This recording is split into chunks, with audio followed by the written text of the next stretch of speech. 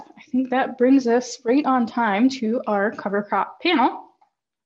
Like I said, you guys will have an opportunity now to hear from a few different farmers work in our area who are working towards soil health on their farms. They've been at it quite a while and doing different practices. So we've got kind of a variety of different farming methods here that we'll talk about today that you might be able to glean something new from. And so what we're going to do, so we have Michaela Tabbert from Red Lake Falls, Minnesota. We have Joe Brecker from Havana, North Dakota. And we also have Robin Brecken from Crookston, Minnesota. And we're going to turn it over to them. So if they could all turn their videos on. And so we're going to give each person about 10 minutes to talk about their farm and their operations, their equipment, their soils, and what they've tried, what works and what doesn't. And then we'll open it up to questions from the audience for the rest of this the program. All right, so first off, I think I'm going to hand it over to Michaela. If you would like to just give us a rundown about your farm, how you got into soil health, and what you guys are doing and not doing now. Yeah. So hi, everyone. Thanks for joining us. So I grew up on a corn, soybean, wheat operation with beef cattle. David Miller is my dad, if you're familiar with the name. And he started very shortly after he came to the operation in like 93, 94, he started doing no-till and strip-till, just mainly with the goal of decreasing erosion and increasing soil organic matter. And so that was I was born in 94. So like I kind of grew up in a pretty much a soil health kind of mindset. Like I've never tilled in my life. I probably won't ever, I hope. But so I kind of grew up in that. And then we kind of started doing cover crops in 2012, kind of based off of, I mean, that was a dry year and there was a program that they funded that. And so we grazed that, and it was, I mean, that really stuck out. And my dad really remembers how well that field seeded in the spring. So that was kind of the beginning of our cover crops.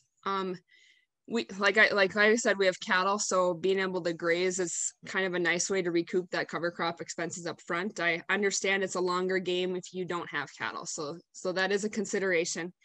But we've really started doing after wheat. That was kind of common practice, and we kind of got enrolled in equip for some cover crop things, and those were like for 5 years you had to do a cover crop for every year. And so wheat was easy, corn and soybeans not so much.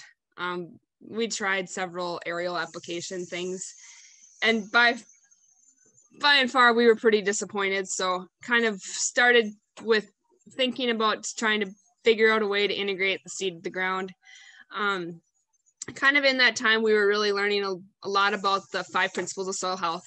If you're not familiar with those, that would be keep it covered, minimize disturbance, diversity, living root, and livestock. We were doing pretty good at minimizing disturbance and keeping it covered in the livestock, but like that living root thing was really missing, and then diversity. So that really is what pushed us into where we're at now. And we're still trying a lot of things, but we added a lot of crops to our rotation, which has added a lot of management.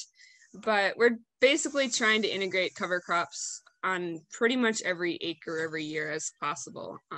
So we're interseeding our corn around V4, V5. Now we have a side dresser that has a Gandy box and double disc openers that we're seeding cover crop in between 30-inch corn. We're doing the same with sunflowers now. This is only our 3rd year, so we've done 2 years of growing sunflowers. So that's still kind of new to us, but we've been playing with timing of that. After field peas, we're actually growing piola now. So that's the mix of peas and canola. That's a way that we're trying to get diversity into our cash crop system. So that would be some examples of what we're doing. We've really seen, like the cover crop for us, we can graze it. So it's kind of an upfront that we can recoup that cost, but we're really seeing a decreased weed pressure. I mean, kind of what was in Missy's presentation, and that was a pretty low rate of rye. We're probably seeding more in the 50 to 40, probably 50 pounds of cereal rye, and seeing a pretty good weed suppression that way. And then I also think just having things covered and then having integrating some form of diversity ourselves has helped decrease weed pressure. So we've really decreased our chemical costs for the most part over the last 3-4 years. We're starting to pull back fertility, but kind of getting mixed results from that. But yeah, probably that's kind of what our operation is doing, I guess. If you have more questions, you can ask in the Q&A, I guess.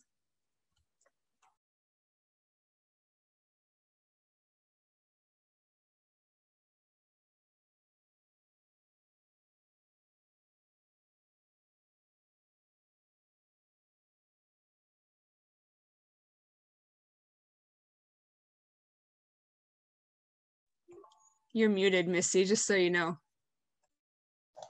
Sorry about that. Thank you. So yes, again, so thank you, Michaela, for that. We don't have any questions that I can see quite yet, but to all the attendees, feel free to pop in your questions into the Q&A in the chat box as we go along.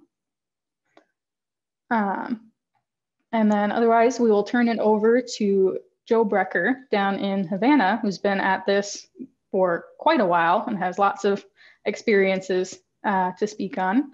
And so we'll give him a little bit of time to talk about his farm. Well, hello, everybody. And yeah, thanks for letting me join in on this farm panel. And I love Michaela's thought processes through the reducing tillage and cover crops and using livestock.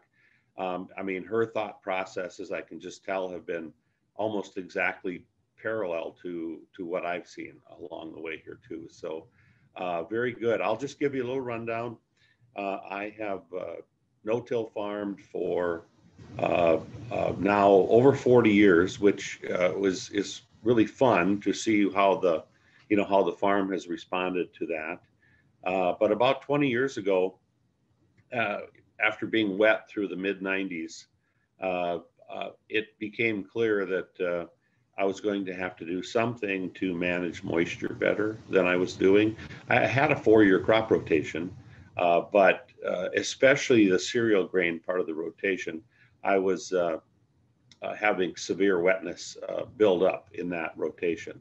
And a gentleman who most of us probably have heard of, Dr. Dwayne Beck from South Dakota, he said, you know, I think you need more plants in your system. So that's how I came about experimenting with cover crops. And I started looking at cover crops that would work following cereals right away. I found that field peas worked really well, field pea or forage pea. And then I also had livestock and I was grazing those peas later in the fall, and it was working fantastic.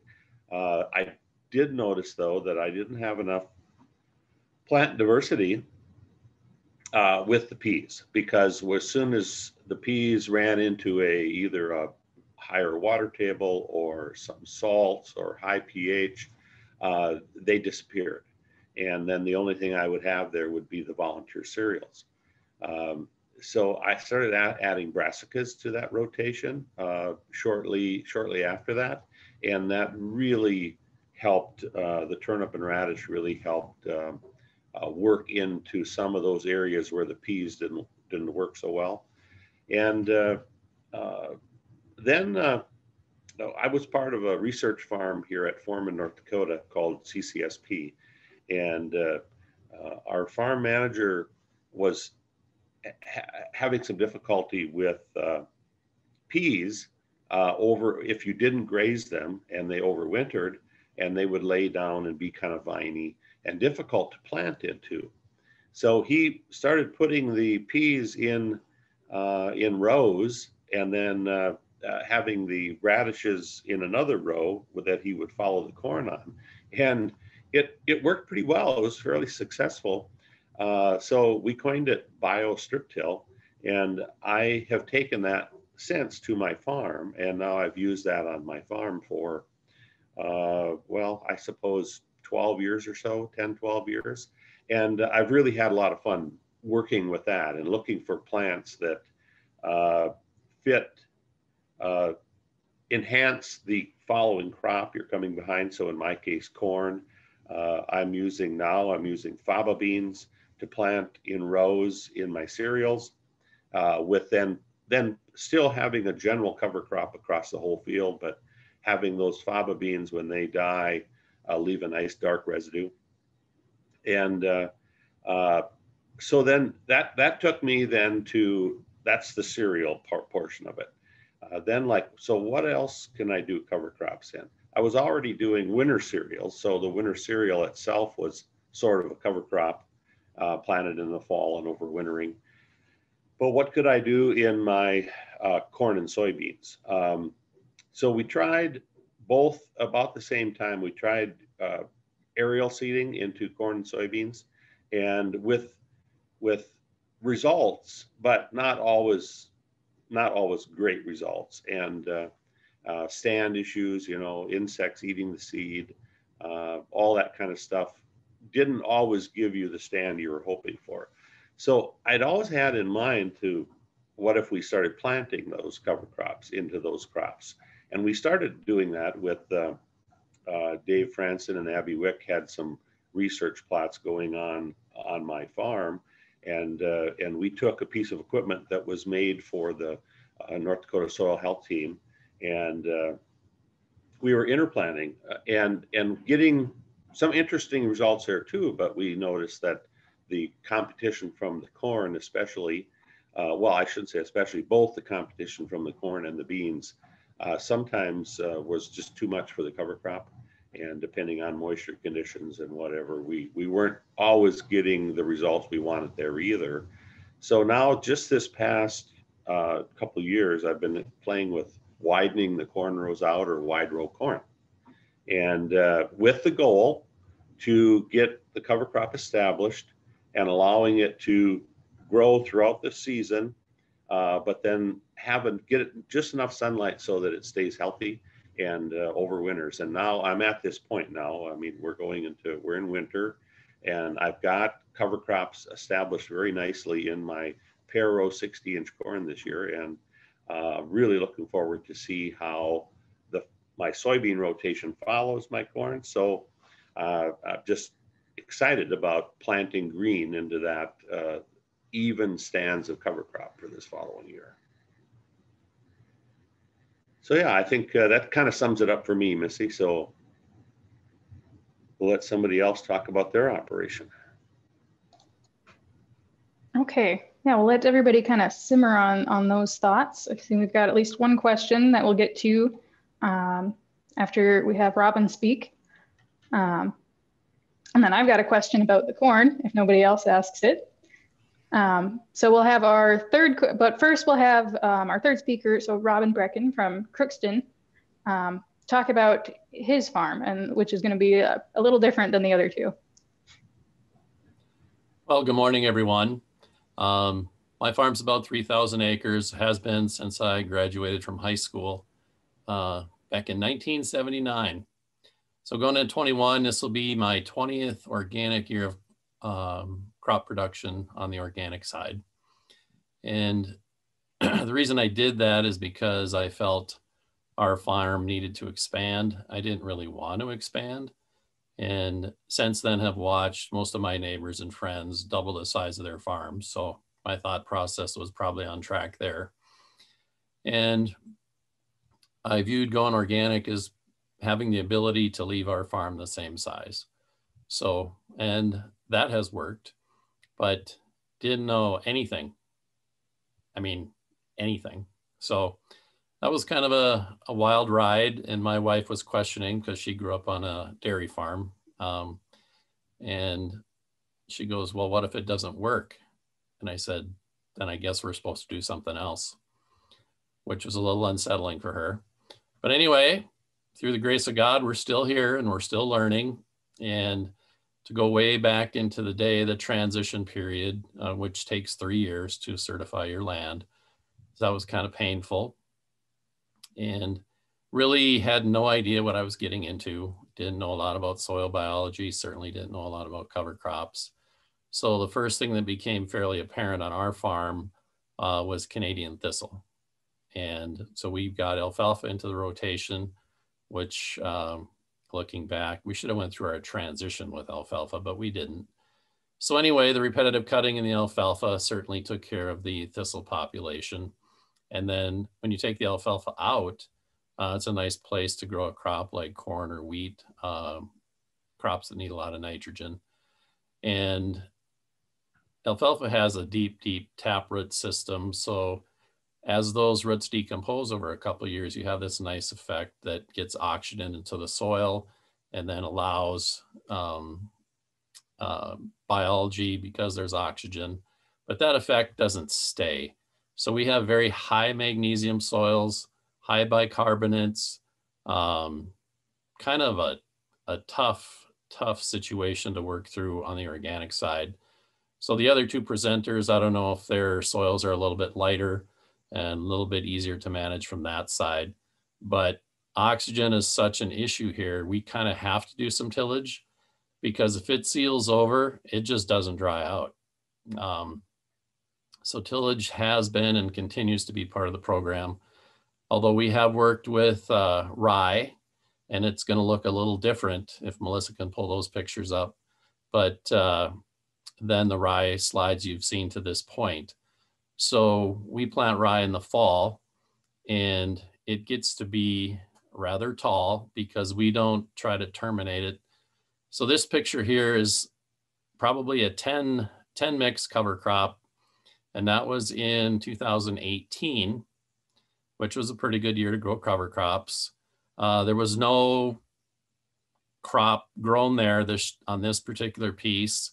So you're taking basically no revenue in an effort to produce, you know, some biomass, some nitrogen, and that's fine. One of the plants in here was buckwheat. Well, the problem we've discovered is, so then it got wet and we had a hard time turning this under. So we had bought a quick till because we didn't necessarily want to till very deep. And so the problem with that is, number one, it's wet and all the material. So the quick till is known for not real deep tillage, although it can go 5 inches deep, but at 10, 11, 12 miles an hour. And I'm like, yeah, that's probably not going to happen. So we had a machine out to demo it, and the rep came out and he says, geez, he goes, you're not going to be able to get all that material through that machine at 10 to 12 miles an hour. I said, exactly. And I said, this isn't necessarily about speed. It's about doing it right. So we played around with the machine for quite a while, but the biggest challenge, it was wet. And so anyway, through that, it got worked a little bit too late. The buckwheat gone to seed, so now the seed's viable. So my suggestion is anytime you're going to do a cover crop with different maturities. So the thing that's happened since then, so the buckwheat seed was viable. So it volunteered in 19 in the corn, and then it volunteered again in 20 in the soybeans. So buckwheat, if not terminated at the right time, is a gift in the cover crops that just keeps on giving. And I'm not quite sure when we're going to get rid of it. So anyway, if you want to move to a next slide. This guy is 6'2", and this is when we terminated the rye. We're crimping it and then no-tilling soybeans into it. So that's just some perspective on the other rye slides that you've seen this morning. Certainly a lot more biomass. We are doing no tillage in this operation. And if you can go to a next slide. So here's what we use for a crimper. It's 45 feet wide. It lays the rye down pretty flat. So here's what we also discovered. You need enough stand and you need enough fertility, because if you have a thin stand, you can run over it with that machine and it just stands up and laughs at you. So you need enough stand and you need enough fertility to get and lay that crop down flat. And on the next slide, you'll see where we come behind that with our drill, which is 44 feet wide. So we go the same direction, so we don't have any issues with it tangling or picking up rye. Everything's on GPS. So here again, we're no-tilling soybeans into that environment. We have very nice weed control. But like the one slide you saw in Warren, where the soybeans are discolored, they're shorter, So one of the things we found, which I think you could probably add to the other research that's being done, is plant height is definitely shorter. We've never seen the yellowing, but what's going on is look at the biomass in that field and what kind of nutrition is it going to take to break that down? Well, it's going to take some nitrogen. So how much fertility does that detract from the growing crop? And we have since bought a 90-foot Hagie sprayer. So trying to do a lot of foliar feeding. And again, my farm's been a research farm for 20 years, and research costs money. And like I said, just thankful we're still be able to be here and continue with some of these practices, continue learning. But anyway, back to the soybeans, it definitely shortens the stature of the crop. But one of the things I'd like to know, it didn't seem to us that there were fewer nodes, they're just closer together. So again, plant height is certainly interesting, but it's not necessarily an indicator of yield. So I would like to know if there's been any research on the number of nodes in this type of system versus just the height of the plant. So we've done this all different kinds of ways. So this particular field here, we saw some interesting things. So typically what we run into is we're always up against our final planting date for soybeans or sunflowers or edible beans, and the rye hasn't pollinated yet or reached anthesis. And if you crimp it prior to that, a lot of it's just going to grow back. So this particular field here was planted into the standing rye, and we came back probably a week after planting and shredded it with a stock shredder. So that's why this looks a little bit different than the prior picture where everything's laid down nice and flat. And so this is a little bit different look. One of the things in this field that we found was a spot probably 20 feet in diameter, maybe 30, that was all burnt. And we couldn't figure it out because nobody on the farm smokes. But we determined it was probably a lightning strike. So it's like, wow. So if you get the right conditions, this whole thing could have burnt. And there wasn't one live soybean plant in that burned area. So that was kind of something we didn't expect, and we're kind of fascinated by the whole thing, and just thankfully it wasn't a bigger spot. So we've kind of done the rye thing multiple ways and actually just came across it by mistake. And the first time we tilled the rye, and rye has a massive root system, and so you got to work it deep enough, and then you dry out your seed bed, and then you got all these root clumps to deal with. So we got to the last 24 acres, and I said, just mow it. Let's just try something different. Let's just mow it. And you could row just like this. You could row the beans from one end of the field to the other. Weed pressure was minimal, but we did plant some rye this past fall. Now that's a shorter season. Whether it's short enough, don't know. But that's the biggest battle on the rye side, is the shortness of our growing season. And so we're probably going to try interseeding some red clover this year under some wheat, under some oats, and maybe even in the corn. So again, it's a constant state of learning, like the other two presenters have said. Lots to learn, and but it's kind of intriguing and kind of fun, to be honest. That's it, barring any questions. Awesome. Thank you for sharing and for starting to get into some of the nitty-gritties. So far, we've got one question for each of you. So the first question that came in was for Michaela, wondering what species of cover crops you are interseeding with. So kind of our we generally have 10 to 20 species in most of our cover crop mixes. Sometimes as it gets later in the season, we'll reduce that, but kind of our ideology is basically to put a bunch of things in. So kind of expecting some things are going to do well and some things aren't, but that varies so much year to year. So in our corn interseeding, for example, we have kind of low rates of a lot of things. Some of those things that have done well would be like flax. Cowpea does really well. Buckwheat. We've done annual ryegrass and cereal rye. Cereal rye, we've had it survive in 30-inch rows, but it's definitely not very robust. It's a pretty wimpy cereal rye that you don't get much biomass out of that spring. We put in some brassicas. We've liked kale since we graze. So it's kind of your goals get involved too. Like if we're going to graze it, we put a lot more grazing species. We've interseeded corn silage. So on those things, we've even done things like sunflower and some of the warm season grasses like sorghum sandgrass and millets. We usually have a little bit of clover and a little bit of vetch. That's probably, I don't know if I said cowpea or sun hemp, but those are kind of some of the things that we're interseeding in the corn. I know Joe's doing interseeding too, so he probably has some species to add or to subtract. Well, yeah, while we're on the topic of interseeding, do either Joe or Robin have any comments they want to add in? Yeah, this year, my interseeding, I had room in between the cornrows since I went to wide row corn. And I went with a cool season because, well, I wanted early weed competition in between the cornrows. Since light was getting down in there to make things grow, I wanted it to be my weeds and not Mother Nature's weeds. So I used oats, spring wheat, rye, flax, faba bean, and alfalfa.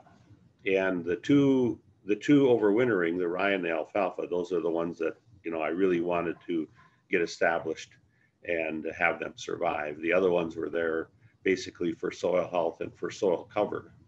Now, I did notice at the end of the year that the cover crops, I don't think it was as much moisture as it was nutrient.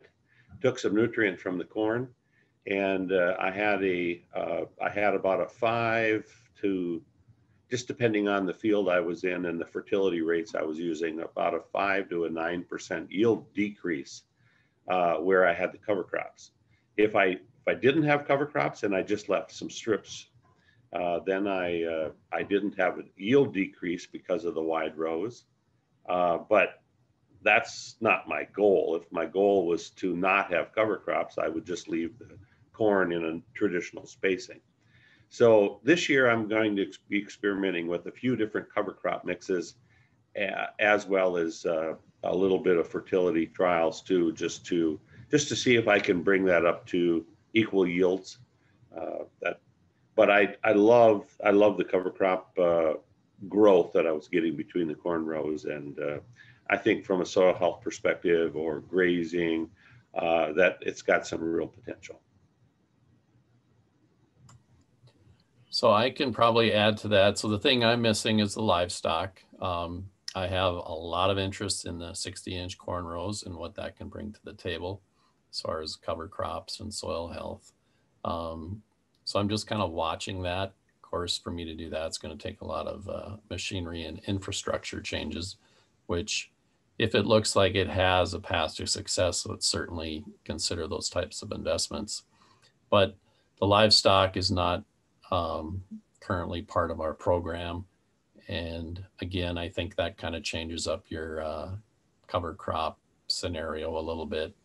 So again, just trying to find a system that works. And like I said, I've been at this organic thing for 20 years and I can't tell you the ideal rotation yet. And maybe I won't ever be able to, but it's, you know, it's fun trying new stuff, and hopefully we'll have some success along the way and be able to teach some others. I do have 500 acres of tiled land, again, down in the heaviest valley soil. And I would question that. Again, I think that's for lighter soil with a higher water table, more porous. And I just don't think my ground is very efficient at getting water to the pipe, which again is a soil health concern. But I will say over the years, when I started my transition to organic matters were probably 2 to 2.2, and today average probably 4.6, some over 5. So over the years, you know, have a goal to get to 6, but that's been one of the positives of the time that's gone by and some of the things we're doing. And, you know, I would love to go no-till someday, but right now I just don't think our soil's in a position where we could effectively do that. Okay, and kind of continuing on to that, forgive me if you already addressed it, but our next question was more towards Joe and how the twin row 60-inch corn yields were comparing to narrower corn yields. Well, so the yield comparisons that we had this year, and we had a fairly extensive trials across the farm. One thing we did test is the yield on different width pair rows. So comparing 8, 6, 4, 2, and single row 60. And we did find that that the wider pair rows yielded a little more than the narrower pair rows and a little more than the single row 60. What I don't know is, did the yield come from the additional competition with the cover crop, or did it come because you're just spacing the rows out a little bit more? Because there was definitely a difference in the amount of competition or row closing as when you went from single row 60 to say 6-inch pair rows, there was a significant difference in the shading between the rows.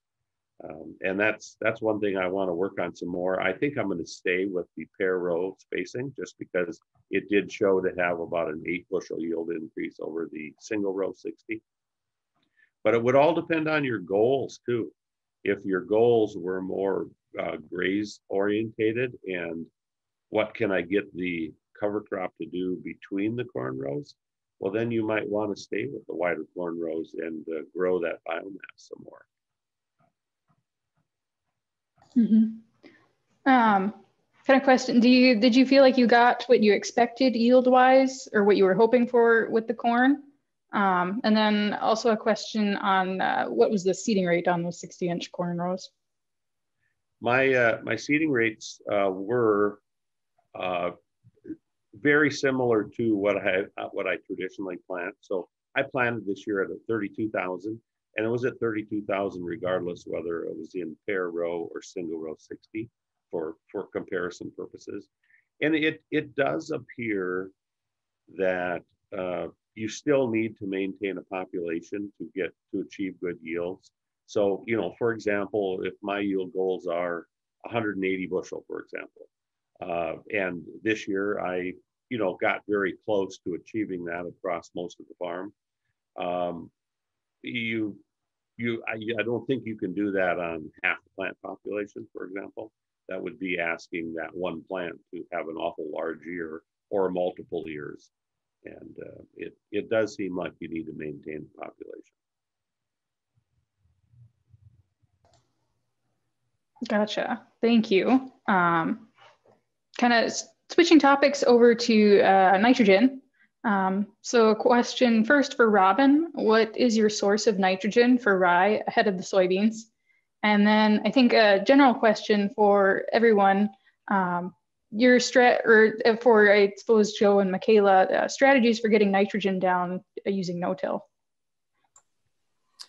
Okay, so when we started this, we had access to turkey litter, turkey manure. We've used chicken litter, manure, dried manure, lots of different kinds of manure over the years. And I started seeing some weeds I couldn't recognize, which was a little bit scary.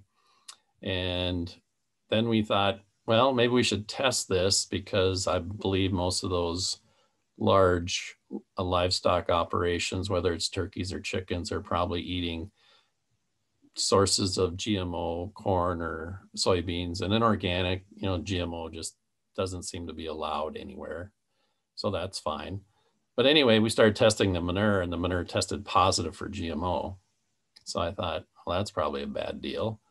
Except when you get to the inspection time and the inspector says, all I know is I can't stop you from using it. Well, that's strange. But something like ammonium sulfate, which would work great in my soil because it's very acidic and it's ammoniated, but we can't use that because it's processed. Okay, so tongue in cheek a little bit. So some of the rules or some of the guidelines you have to follow seem a little bit silly to me, but why is GMO just taboo and organic, except you can bring it in one of your inputs and use it with no questions being asked. So I find that kind of strange. So we got away from manure and then we went to liquid fish. Liquid fish doesn't have a high analysis, but there's a lot of biology behind that product. And so we've used a lot of liquid fish over the years, in the last 10 probably. And I'm not so sure that's the complete answer either. So again, keep trying to work with cover crops, whether it's cover crops alone, whether it's cover crops interseeded, to at least be able to grow some of the fertility. So I think it's going to be a combination of things as we go forward, to provide enough nitrogen for these crops to grow. Awesome. Thank you. And then could Joe and Michaela, I don't think this popped up in the question, but it's questions I know other people have asked. Just strategy when you're using no-till, strategies for getting that nitrogen in onto the field and into the ground. Well, I guess my mic's on. I'll go first. So for most of my cereals, I have a Amity single disc drill, and it is equipped with fertilizer openers on it, banders. And I have the ability to use ammonia, actually, NH3, on that drill. So I do place some nitrogen in the source of ammonia when I'm doing my cereals. I also raise radish. A friend and I, we have the jackhammer radish product on the market. And so I raise radish for seed, and I also fertilize those with ammonia at planting time. And then I've gone to liquid on my corn just because it was easier to adapt that to a planter than it was to try to, get ammonia trailers around the field and stuff. So I'm using all liquid products on corn. Yeah, we've switched to quite a bit of liquid on the corn and our sunflowers as well. We might put a little bit of urea down with the seed. I mean, 2x2. But fertility is hard, especially when you're starting to try to variable rate products that you're handling multiple products. So that's kind of, we usually are variable rating the 28% when we're side dressing and interseeding at the same time. Our wheat, we're just putting down 70 pounds of ESN with the seed. And then we have been top dressing, I don't know, probably early mid-June, hoping to time rain basically to wash that in. I think this year we're going to switch to a stream bar of the 28%. That's our current plan anyways. Just to, this year we really had a lot of leaching, I think, happen. So that's kind of why we're going to switch to that, I think.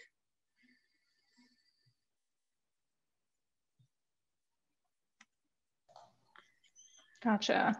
If anybody else has any fertilizer questions or anything like that, keep them coming in the Q&A and chat box. Another question for everybody. On average, how much do you spend per acre on cover crop seed? And I'll tag on to that in addition to what advice for cover crop species or mixes you guys would give to beginners. So maybe Michaela, you can go first. Yeah. So what I spend on cover crop seed really depends. I mean, a lot of it's going to come down to your goals. That's just how the cover crop world is. It kind of depends on what the seeding timing is and what I'm hoping to get out of it. So like, for example, after wheat, especially if wheat harvest gets late, sometimes it gets, end of August, then I'm probably only spending maybe $10 an acre. It ends up being predominantly rye. I probably would put in radish and turnip, maybe some winter camelina. As it gets earlier in August, I would maybe add in things like field pea. I've done buckwheat a little bit earlier. Some vetches, faba bean is a nice, but so as you add more things in, kind of your seeding rates of everything decrease, but it does get a little bit more expensive, especially with some of those species are a little pricier. And so I guess an advice to someone starting out probably don't feel like you need to put everything in there or to spend a bunch of money. Like most of the time we're not using very high rates. Fava beans, I think, are quite expensive, and I'm just putting like 3-4 pounds. More would be great, but I just can't justify the cost at this point in time anyways.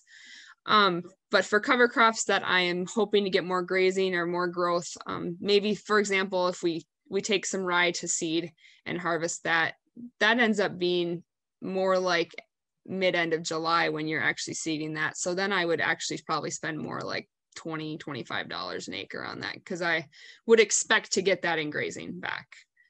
So that's kind of it's hard to advise where to start, but something that I've found really helpful is I kind of have taken an estimate of a seed size kind of based off of Googling, and I made a spreadsheet that basically calculates the number of seeds per square foot of every species. So, and obviously you're not going to get 100% germination, but at least it gives you an idea of how many of that species in a square foot you're getting. So you kind of have an idea of what you're getting. So like if I'm going to graze it, I want a much larger amount of plants per square foot, or for weed suppression, and you'd want that a little bit higher too. But if you're just looking for keeping something growing, just having some diversity and a little bit of erosion control, you don't need to have as high of a seeds per square foot. So that would maybe be some advice when you're starting to look into seeding rates, and probably talking to people that are doing it is probably a good way to start in determining your seeding rates. Michaela, you answered that question so well. I don't hardly have anything to add. That was awesome.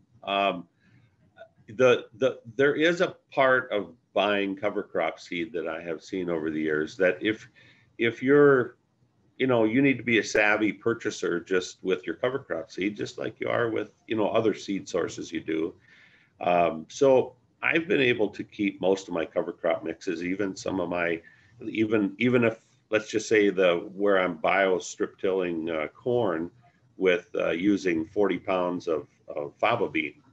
I've been able to keep most of my mixes under $20, and that's kind of one of my goals, is to keep it kind of in that range. Now, just depending on how you source that, where you go, what you do, that mix could be $40 too. So it's worth. There's a convenience factor, if you buy cover crop seed that's all mixed and ready to go in a tote bag, but sometimes sourcing the seed in bulk and mixing them yourself, you can save a lot of money too. So that's just a tip for getting started, because I think sticker shock does set in for some people, and then they don't want to try it. But I think you'd have a lot of fun. Most people would have a lot of fun with cover crops if they get started with it. So I can add to that. I've spent up to $60 an acre, but I think first you want to identify what your goals are. You want to identify how much time you have. You want to identify the different maturity levels of if you want to plant multiple seeds, just like the situation I got in with the buckwheat, because it matures earlier than any of the rest of them. So I would say if you want to plant some of the other things like I did who mature later, you might want to leave buckwheat out, because the weather can also certainly play an integral role in this. And what if you can't get it worked down? Then what? Because once it's not a cover crop, it's a weed. And I've got that going on for a couple of years now, and I'm not quite sure when we're going to get over that or put it to bed. But so anyway, and then the other thing for me is we're supposed to use organic seed. Well, if you think conventional seed's expensive, try and source some organic seed. And yeah, and then the other thing, it's further away probably. So now you got to figure the freight part of this, because freight kills everything. So again, keep it as simple as you can. Start slow, learn what likes to grow on your property. And so if you don't spend as much on something that doesn't like to grow on your property, then you don't need to buy large volumes of that. So the picture you saw was from 18. We had a nice amount of cover crop biomass. We planted the same mix in 19. And just because of the weather, I bet we didn't have a third of the biomass that we had in 18. So weather can certainly impact the whole situation as well. So start slow, keep it simple. And I want to add one more thing. Sorry. Like the other thing is to start small too. Our first cover crop we seeded was 35 acres. So you don't have to plant the whole farm.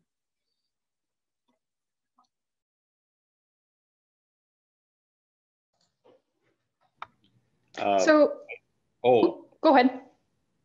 The part about having enough species in there to achieve some diversity is important. It doesn't have to be, at least my opinion, it doesn't have to be dozens of species, but you need enough diversity in your mix so that Mother Nature will help along at least enough to get ground cover. And because I have seen that where, well, let's just say, for example, brassicas can be eaten by insects when they're coming up. You know, if you have a flush of flea beetles late in the season, you can lose your brassica, and you're not really wanting to spray pesticides out there on a cover crop just to, you know, get a few more to survive. So just make sure you have enough diversity so that the Mother Nature will allow some of them to grow and give you good ground cover. And if I can expand on Joe's comments about the diversity thing, every species of plant brings a different buffet of microbes to the table. So it's not just diversity in plants, it's diversity for all the biology that they bring to the table. Absolutely. So trying to fill up our soils with the good stuff, the good guys, the good insects, and the good microbes, so that we have less room for our pests and our diseases. Yeah, your comment about the insects eating cover crops, that was the disaster of my master's research, was insects eating my cover crop plants. Have you guys looked at twin row wheat and intercropping soybeans, or just adding clover?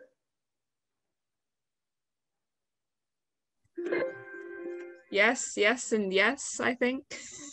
One thing that we have tried in the past is doing a relay of cereal rye and soybeans, and I think there's great potential there. And we just getting set up with equipment is kind of probably our big downfall. But basically, the idea is you're planting your soybeans green, and then you can take your rye to harvest, and you harvest above the soybeans. Or some people put little tile tubes over their combines so you don't end up cutting the beans, and then you can go back and take a bean harvest. And I think there's potential. There's people down south doing that with winter wheat and soybeans quite well. Jason Mock would be a person to look into for that.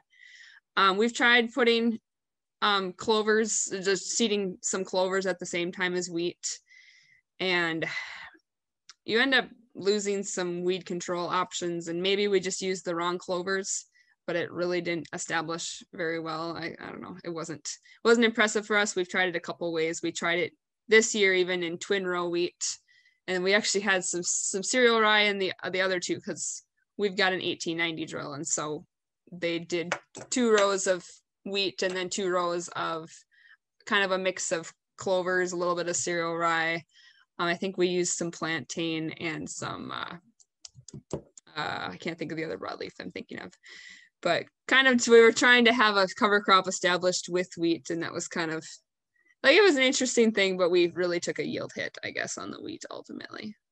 But those are some things that I think are worth trying on small scales, just to see what you can do. And I mean, ultimately, we're not farming for yield, we're farming for profit. Like, we're here to make money, not to be able to brag about the highest yields. Like, at least personally, that's our goal anyways.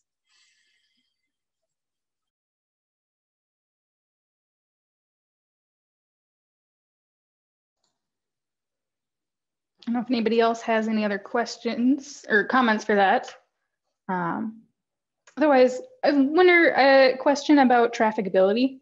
Have you guys noticed any differences in trafficability on the farms, or getting into the fields earlier or later, without cover crops, no-till versus tillage? This is Joe. There's a difference in trafficability, and as much as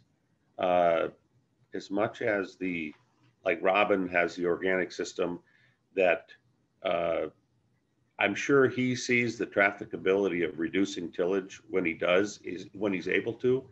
But that is one thing that the no-till has given soil structure and water infiltration rates have just skyrocketed, and cover crops have just even made that better. So yeah, combination of reducing tillage and putting more plants in your system definitely has made the trafficability of these fields. Like, I don't feel the need to have a combine with tracks on it anymore. I felt for years that I would have loved to have had that, but now when most of my fields have cover crops growing in them at harvest time, and with the years of no-till we've had, we just don't have a lot of trouble with that. Well, Joe, there's 50 to 80 grand you can put in your pocket, so good for you. We've definitely seen water infiltration improve. When we have a large rainfall, you can just drive around the neighborhood, and you know, there's certainly some of the neighbors' fields that don't absorb the water nearly as well as ours do. But again, we're so flat here. Sometimes it's just a matter of how quick the water can get away, because a lot of times it just backs up into the field, and the drainage system and the culverts just can't handle like a 4 or 5 inch rain. I mean, you're going to have some crop loss. That's just the way it is. So not very rolly here. The biggest hill here is a railroad track crossing. So we're very flat and very susceptible to water backing up. Rob and I have also tiled some of my, a fair amount of my farm is flat and heavy clay soils also. And I have tiled quite a bit of that portion of the farm. And that has made life a lot better on those soils for sure. We probably haven't seen the response I would have liked to on ours. I mean, you hear a lot of people say week to 10 days. Man, I've maybe seen a day or two tops. So again, I think it has a lot to do with your soil structure and the ability or the efficiency of the water to get to that pipe, which is probably going to be a little different on every farm. Agreed.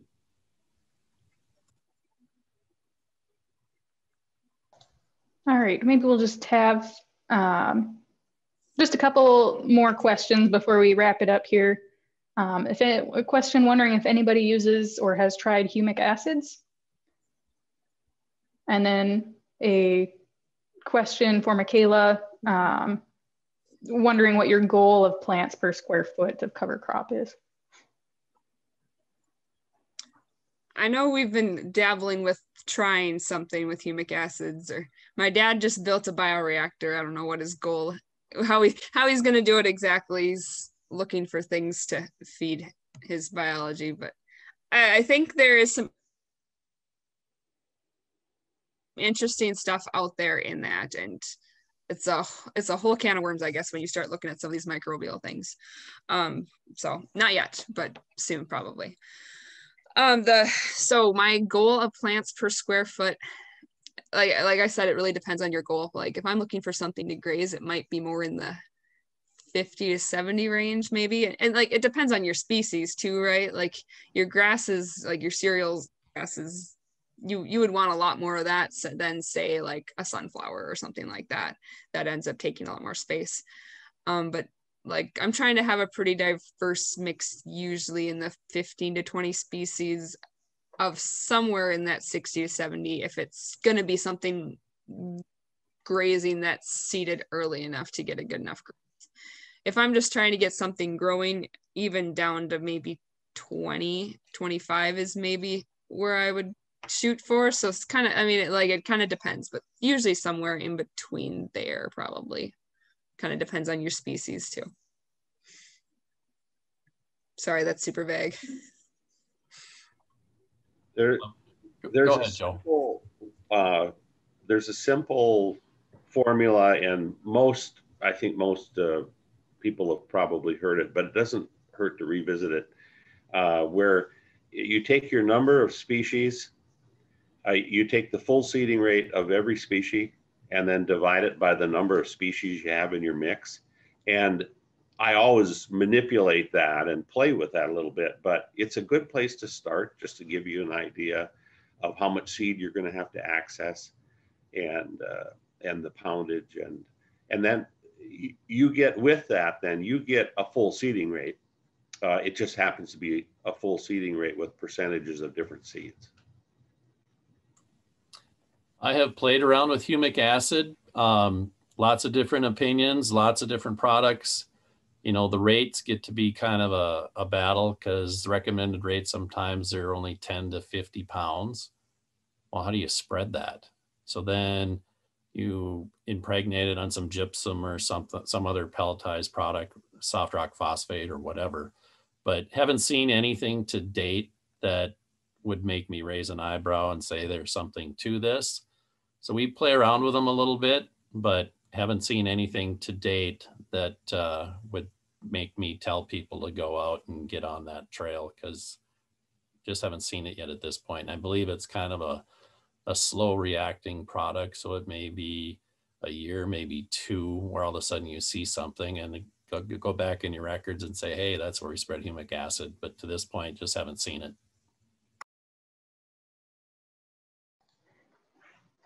All right, I think I'll ask one more question, unless we get any more equipment-wise, especially for folks who are just trying to get started, kind of what you guys are using on your planters or drills for trash management and getting the seed, the furrow open and closed.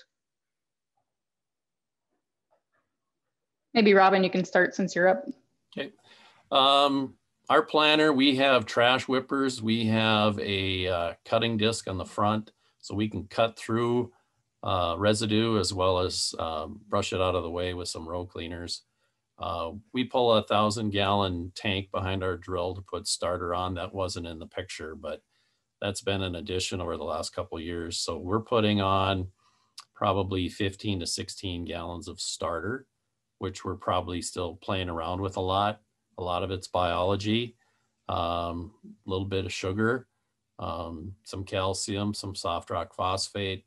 So just looking for a recipe that gives that seed lots of energy, gets it out of the ground quickly, and gets it off to a good start. But, you know, it's not very common to hear somebody putting on 15 to 16 gallons of starter, but that's where we're at. And by no means have that perfected, but still working on the recipe a little bit to maybe fine tune that to get us to a better place.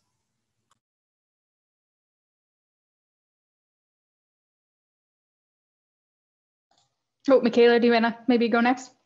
I'm going to be honest. The equipment is not my place of expertise. That's what my husband and my dad are for. But we pretty much are using row cleaners, and kind of as we've went, I guess I maybe should say we are mostly still strip tilling our corn. It's kind of a process. I would like to no-till it all, but my dad thinks we need better down pressure, which is he's probably right on our planter. So that's a factor for us.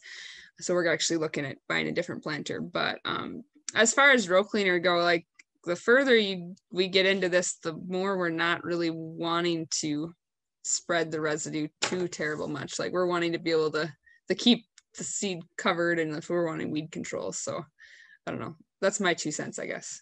Joe might be able to have a better answer. Michaela, that's exactly my answer. Again, the further I get into it and start like with, that was the kind of the concept with the biostrip till, was to prepare that pass for the next seeding season, the fall before, and do whatever you need to do to get that ready so that you can just no-till the corn right into it. So like this spring, I didn't even run the residue managers on the planter the majority of the time. Or you just have them just skipping across top of the ground to maybe kick a cow pie out of the way or something like that, right? You know, just something to make sure that your planter unit is running smooth. So I will add to that, and I'm not going to be as bold to call the three of us on the panel today experts by any means. We're people with experience. And if you asked us 10 things about whatever it is we do, 9 of them are probably going to be what not to do. So you got to take that with a grain of salt.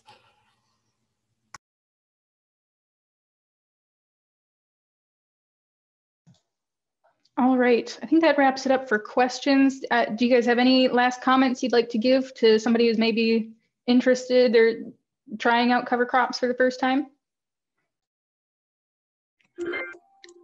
What I've started living or going with is just try it now, because otherwise you're a whole another year or 2 years or et cetera behind. So that's kind of been our kind of thing that maybe we're not trying it on a big scale, but just if you're interested in trying it, don't wait for, I don't know, the perfect things to line up. You just have to try it.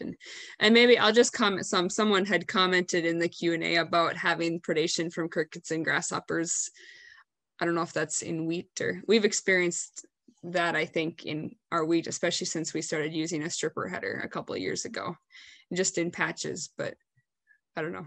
So far, we've still seeded our cover crop, and we actually went back and reseeded a spot with cereal rye, like a 3-4 acre patch that everything but the flax was gone. But yeah, that's at least something nice about having a diverse mix, is maybe they don't eat everything, because they don't seem to like flax.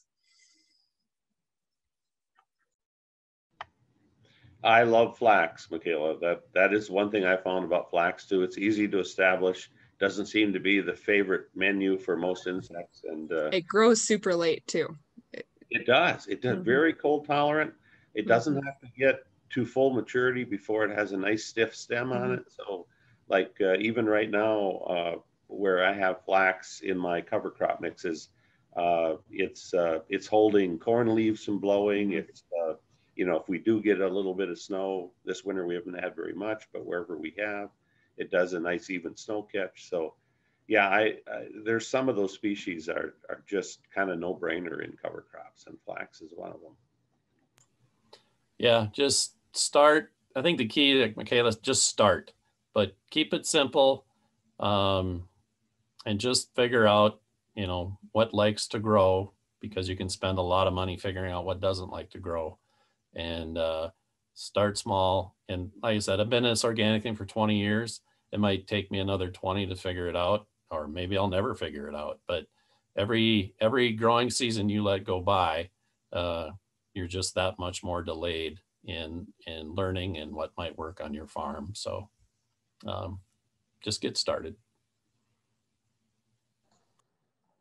All right. Thank you all. Good advice from, like you said, experienced cover croppers and no-tillers. So yeah, I want to thank you guys so much for being willing to hop on and talk about your farms and help tell us what's working, what doesn't, and help people get a start going if they're interested in cover crops. That concludes our program for today. Thank you to all the attendees who are still with us. I have 2 questions for the attendees.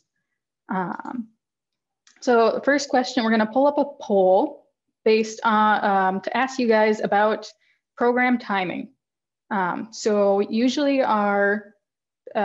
this On-Farm Research Summit is in December in conjunction with the Prairie Grains Conference, and we moved it to January this year just because everything was on Zoom.